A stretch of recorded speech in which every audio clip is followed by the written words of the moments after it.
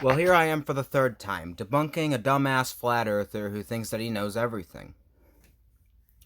His first point in this video is quite impressive, until you do a basic Google search for, literally anything. Like, here, let me just show it to you, and then I'll debunk it with literally the top result of Google.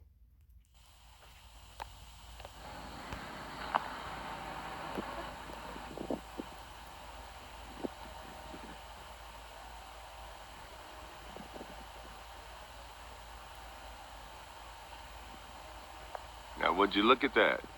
The sun and the moon in the same sky at the same time. And I did a little research on it. You know where the moon's supposed to be at right now? It's supposed to be over Australia.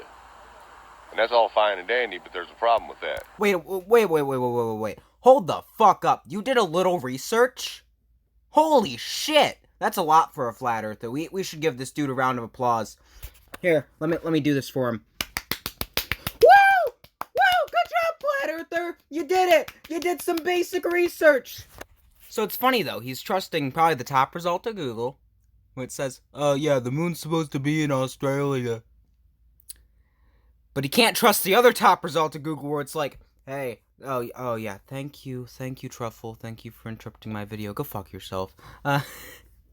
No, I just love that, though. I love the fact that he did that research, but isn't bothering to research the fact that,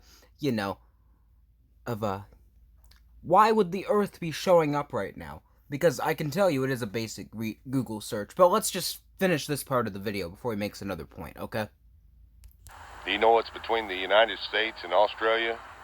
Half the Earth, half of a globe, half of a ball.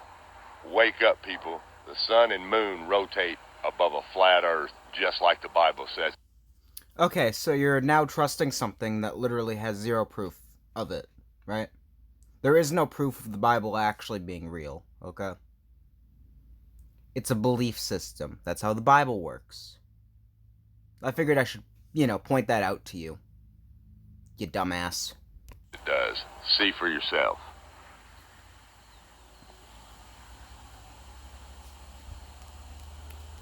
Okay, so now that he's done doing that, although the video's not done, I will play the rest of the video. But, however, let's go to the top results of Google. Since he's willing to trust Google, I think we should also trust Google. I don't have to do any complicated math. Oh, no, thank you, video recorder. We can see the moon during the day for the same reason we see the moon at night. The surface of the moon is reflecting the sun's light into our eyes. When we see the moon during the day, it's because the moon is in the right spot in the sky and it's reflecting enough light to be as bright or brighter than the sky. Huh. And also, if you want to go off of what this flat earther says, I can easily debunk his argument without even doing this Google search. Why? I mean, I get the fact that the moon has appeared in the sky on this day, but why won't it the next day? Why is that happening? Why wouldn't it appear the next day, or the next day, or the next day? Because it's kind of a rare occurrence to see the moon in the sky. So it kind of sounds like it's, kind of a stupid argument to say that the Earth is a flat plane because you saw the moon in the sky once. There, look, I didn't even have to use Google in this case, I just used common sense. But, flat earthers don't know that very well, so, that's fine. So now, let's finish this video.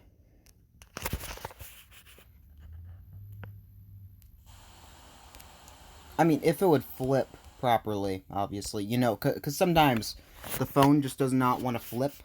There we go. I'm zooming in on that with an iPhone. You mean to tell me that's... And the same way that the light is reflecting, what did it say, off of our eyes? Right? Well, either way, it's reflecting off the lens in this case, which is how you're seeing it, because, light exists, so, 237,000 miles away, and I can see it that good with my iPhone? Come on. Well, yeah, it's pretty fucking massive, though, if you consider the fact that it's half the size of the fucking Earth, and, it might make a little bit more sense. And considering the fact that the sun is literally like you could literally fit hundreds of the Earth inside the sun, alright? Or not hundreds, thousands, I'm pretty sure, actually. Although I could be completely wrong, and I'd like for someone to fact check me on that, because I'm not perfect at this shit. But either way, though, yeah, it's fucking massive. That's why you can see it so far away. Kinda interesting, isn't it? Like, why can't I see Mount Everest? Actually, you know how fucking flawed this dude's logic is, alright? So, how fucking high up is that shit, alright? That's gotta be at least a couple, like, you know, considering airplanes exist and all that, and those go a couple miles into the sky, either way, so, in a previous video that I debunked from this dude, he said that, you know, our eyesight had a vanishing point. Correct? Correct. Okay. So he's claiming that something that is higher up than the vanishing point of our eyes, or I'm sorry, not vanishing point, it's, crap, what the fuck is it? My brain is just, like, drawing a blank to this word that he used. But basically, though, at a certain point, our eyesight kind of dips out, can't see any further, alright? So he's claiming that we can see the moon in the sky, which is, you know, because it's close to Earth, even though it's way higher than the, how do I explain this? Okay, so the distance between our eyes and the moon is greater than the distance between our eyes and the point at which we cannot see any further. And this is pretending that we're on a flat plane, alright? So how does that make any fucking sense? It doesn't. Because the moon is farther away than the vanishing point on our eyes, so how the fuck are we seeing the moon? If we can't see any further, then we shouldn't be able to see the moon.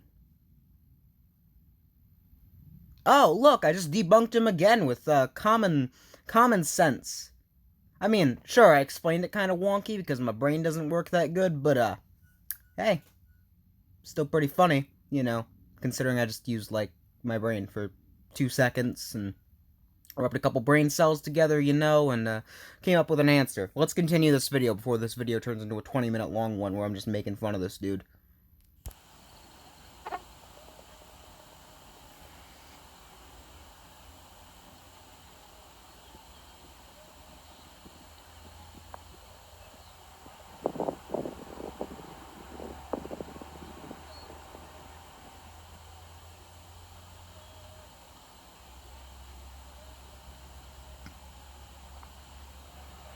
God bless. Go fuck yourself.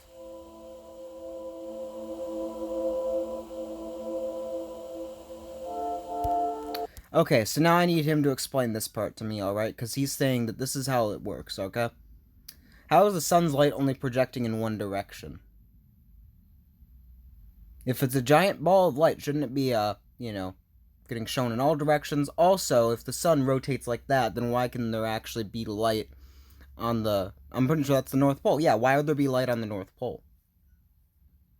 Or the South Pole. I'm not sure which pole that is exactly, because the flat Earth map's all fucked up. If it was a normal map, I could be like, oh yeah, that's north, that's south. But in this case, it's a dumbass map, so, you know, I kind of got to bullshit my way around a little bit.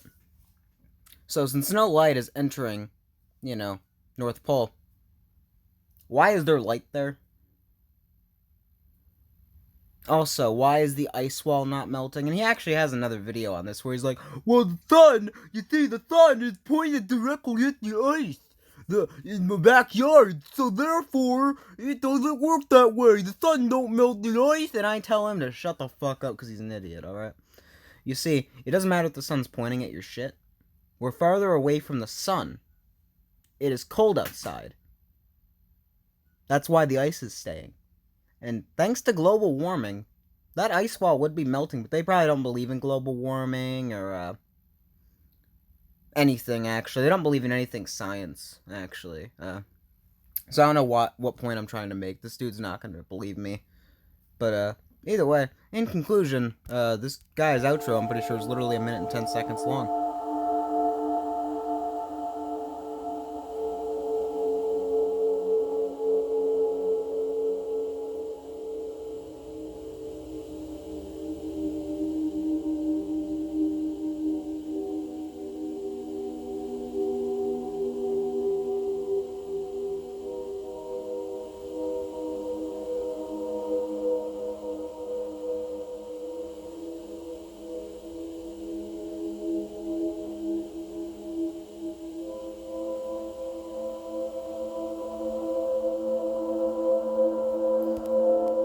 And this is supposed to be the day-night cycle, and I know that the lighting, or not the lighting, but the sun doesn't really show up that well in the North Pole. That's not really what I mean to say, but let me just explain. All right. So I heard, you know, on the internet, which isn't always the most trustworthy of sources, that you'll have a lot of days that are just night, in the North Pole. So if this is the day-night cycle, then how is the sun illuminating all of that? So this does debunk my previous point, but it's only managed to make a stronger point in my case. So honestly, that's fine.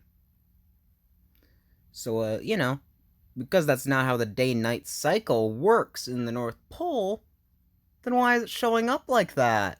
Huh, pretty strange. It's almost like the Earth isn't flat. It's almost like the Earth is a ball, floating in space, spinning on its axis, going around the sun. Strange.